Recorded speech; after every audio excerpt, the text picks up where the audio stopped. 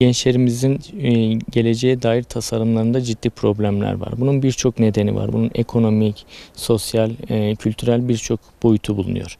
Dünyada yaşanan mevcut gelişmelerin bunun dışında olduğunu çok fazla düşünemeyiz. Çünkü var olan özellikle pandemi sürecinden sonra yaşananlar gençlerde büyük psikolojik etkiler bıraktı.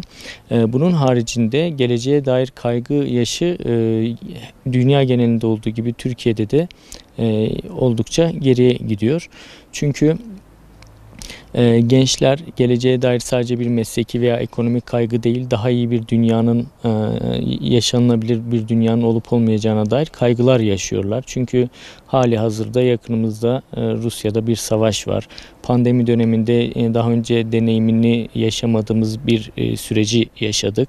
Bunun haricinde gençlerin özellikle sosyal medya ile birlikte daha küresel bir dünya içerisinde olduğunu kabul edersek burada bir doyumsuzluğun da bir beklenti farkının da ortaya çıktığını görüyoruz. Özellikle ortaokul ve liselerde bulunan gençlerin olumsuz özelliklere bu yönüyle bu karamsarlıkla itildiğini de görüyoruz. Özellikle uyuşturucu kullanımı, sigara, madde kullanımı gibi olumsuz özelliklerin arttığını görüyoruz. Bununla ilgili özellikle sahaya bakıldığı zaman gençlerin daha arabesk, daha böyle hani sinist bir tutum içinde olduğunu görüyoruz. Çeşitli alt kültür grupları var. Bu gruplara aidiyet olduğunu da görüyoruz. Bu noktada ailelere büyük görevler düşüyor. Ailelerin özellikle çocuklarıyla kurduğu iletişimde sadece akademik başarıyı önceleyen değil, davranış gelişimini, kişisel gelişimini önceleyen bir durum içerisinde yer alması gerekiyor. Bunun için okullarla, rehberlik servisleriyle güçlü bağlar kurmaları gerektiğini düşünüyoruz. Çünkü bu tek başına öğrenciyle konuşularak veya nasihat verilerek geçmiş geleneksel yöntemlerle aşılabilecek bir konu değil. Çünkü bundan toplumun tüm kesimleri etkileniyor. Özellikle gençlerin karamsarlığına dair bu kaygıyı giderebilecek, kendisini tanımasına, kendini gerçekleştirmesine, iyi bir birey olmasına, iyi bir vatandaş olmasına katkı sağlayacak desteği sağlamamız lazım. Bunun için de özellikle okullarda gelişimini takip etmemiz, velilerin bu noktada daha aktif bir tutum alması, aile içi iletişimin daha güçlü bir şekilde devam ettirilmesi gerekiyor.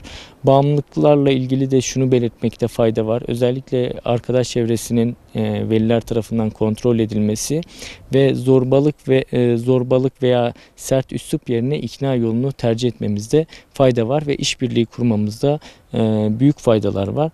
Aynı zamanda manevi değerlerin güçlendirilmesi için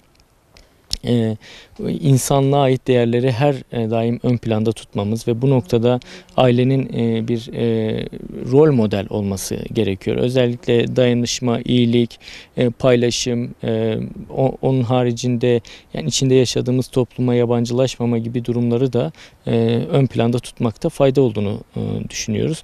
Eğer bunu yapabilirsek geleceğe dair gençlerin karamsarlığını büyük ölçüde azaltıp daha fazla dayanışan bir toplumu inşa edebileceğimizi düşünüyorum. Özellikle madde kullanımı noktasında bunun altını bir kez daha çizmenin faydalı olduğu kanaatindeyim. Şöyle ki toplumda evet genel bir kabul var. Sanki üniversite mezunu olmanın doğal olarak bir kamu görevine açılacağı yanılgısı hakim.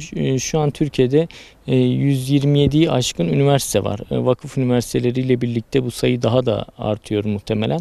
Dolayısıyla ben kanaatim olarak şunu belirtmeliyim ki lisans programlarının planlanmasında ihtiyaçların göz önünde bulundurulması, ihtiyaç fazlası olan bölümlerde kontenjanların ciddi anlamda azaltılması gerekiyor. Bu yapıldığı zaman çağın gereklerine uygun mesleklerde insanlar kendisini daha fazla göstermeye çalışacaktır ve kamu göreviyle kendini sınırlandırmayacaktır. Ama geleneksel bakışımızla iş güvencesi nedeniyle insanlar burayı tercih etmek istiyor ama mevcut sayı ihtiyaçla uyuşmadığı için böyle bir açık ortaya çıkıyor. Bunun planlanması tekrar yapılırsa hem aileler böyle bir problem yaşamayacaktır hem de gençler daha sağlam adımlarla bu alanlarda kendini yetiştirmeye çalışacaktır. Çünkü yeni kuşağın teknolojiyle olan güçlü ilişkisini biliyoruz. Bunu olumlu yönde kullanmak için politika üretilmesi hem gençler için hem toplumun geneli için faydalı olacaktır.